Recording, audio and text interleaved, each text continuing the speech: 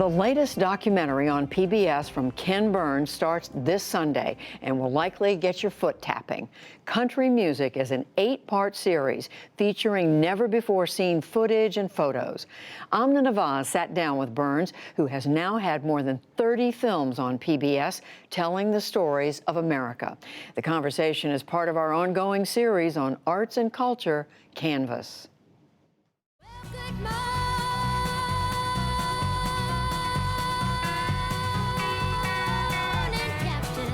Songwriter Harlan Howard famously called country music 3 chords and the truth. Merle Haggard said it wasn't fiddle, banjo, melody, or lyrics, but a feeling. In a new 16-and-a-half-hour documentary, Ken Burns and writer Dayton Duncan trace the roots of a uniquely American music that has defied definition. Country music rose from the bottom up. From the songs Americans sang to themselves in farm fields and railroad yards to ease them through their labors. And songs they sang to each other on the porches and in the parlors of their homes. Over 8 years and more than 100 interviews, Burns and Duncan chronicle nearly a century of country music, all the way back to its Big Bang moment in Bristol, Tennessee. There in 1927, the Carter family and Jimmie Rodgers first sang into rudimentary recording equipment.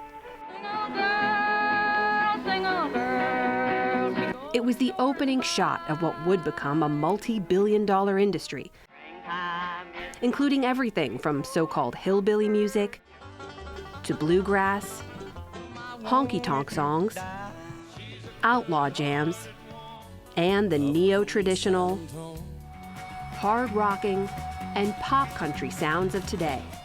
It's the music that changed with the nation, caught in a constant tug-of-war between tradition and progress.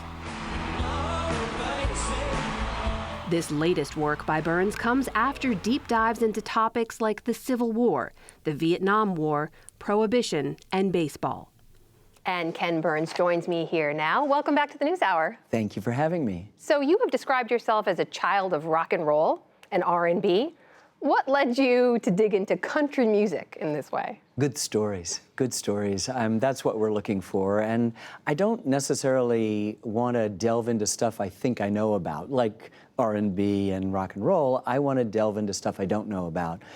But I knew in my gut, this 8.5 years ago, that this was going to be filled with unbelievable stories. I just was not prepared for how unbelievable those stories were going to be and how revealing they were of us, meaning both the U.S., the uppercase, and us, the lowercase, the kind of sense of who we are together. You've said that one of your goals in telling these stories was to get beyond the cliches. What are some of those cliches you were looking to? Well, I think, you know, the sort of idea that country music is just one thing. It's always been many things. Even at its very beginning, the Big Bang, there's the Carter family and Jimmie Rodgers. Jimmie Rodgers is the Saturday night, the Carter family is the Sunday morning. But even each of them are many different elements, just like the United States, that go up to make them. They're all alloys of African-American influences as well as gospel and all sorts of things. So that was a big surprise. We also tend to say, oh, you know, it's about good old boys and pickup trucks and six-packs of beer and hound dogs. There's nothing wrong with that, and that is a legitimate part of country music.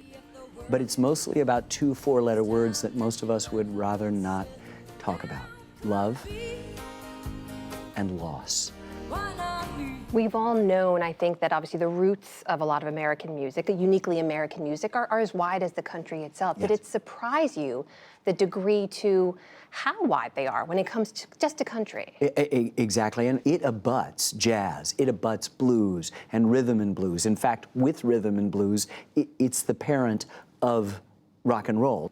The African-American artists are listening to country, as we know, and country people are listening to rhythm and blues. And so you have this sense of mixture where commerce and convenience might categorize it into its own separate, narrow bandwidth, imprisoning it. And it's actually not true, and people in country know it's not true, and the artists outside of country know it's not true. Bob Dylan went to Nashville. You know, the Rolling Stones, the Beatles play country songs. They were singular, that music was singular influences on all of those people. And yet somehow we want to segregate it and make it a southern, white, rural, conservative force. And it may have those elements in it, but what matters is it is popular from Maine to San Diego and from Alaska to Miami. And there's no explaining that with cliches. And that popularity you track so beautifully over a century of music. It's now a multi-billion-dollar industry. It's given us some of the biggest pop stars, too, of our American history. One of those is Patsy Cline. One of those songs that everyone knows is Crazy. There is this one moment in the series in which Trisha Yearwood is unpacking the power of that one song. Here's a clip from that series now. When you hear her sing, it sounds to me like she's in the room right here, and you feel the emotion in every lyric. If you can find that perfect song and then you marry it with the voice it's supposed to go with, it's timeless.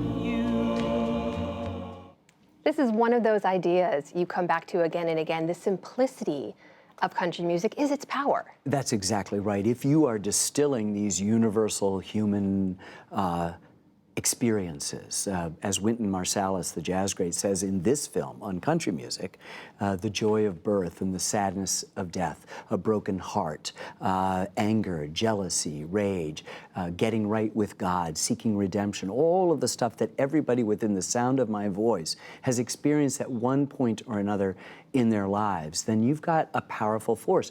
Now that song, that perfect song, was written by Willie Nelson, and it's married with this voice that's entirely different from Willie Nelson, and what comes together is a kind of atomic explosion. That is the #1 jukebox tune of all time. More nickels were put into jukebox to listen to Crazy at lunch counters and in honky-tonks and bars and saloons across the country and the world than any other song.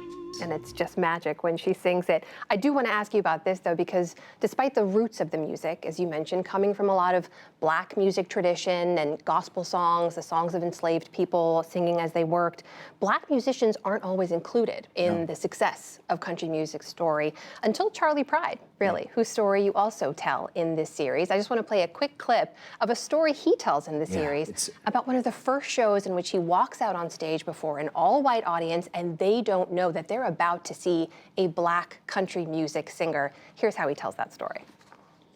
You see, he could drop a pin.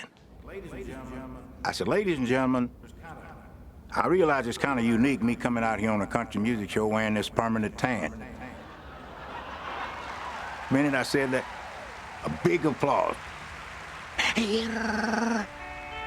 So I guess they said, well, let's sit back and see what he got to offer. How does a man like Charley Pride make it in country music? Because he's so good. His talent is so good, and at the end of the day, that's what people hear. It's what Dr. King said. You finally, at the end of the day, when he opened his mouth there in Detroit and started to sing, it was the content of his character, the quality of his art, and not the color of his skin. And he goes on to have 29 #1 country hits. He's the first artist of any color to be the CMA Artist of the Year 2 years in a row. It's an amazing story. And when you realize it's us, then there's no them. And I think that's the message of country music. I think it's the message of R&B, of jazz, of rock, of pop, of all these things, of art itself.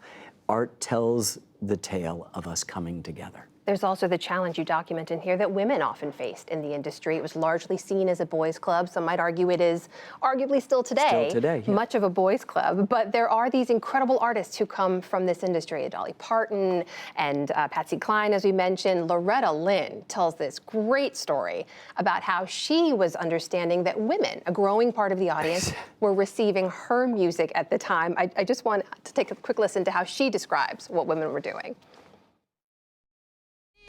They just knew that I was going through the same thing, too. And many a night I've laid awake and cried here all along. They just bought the record and see their husband coming, put it on and turned up.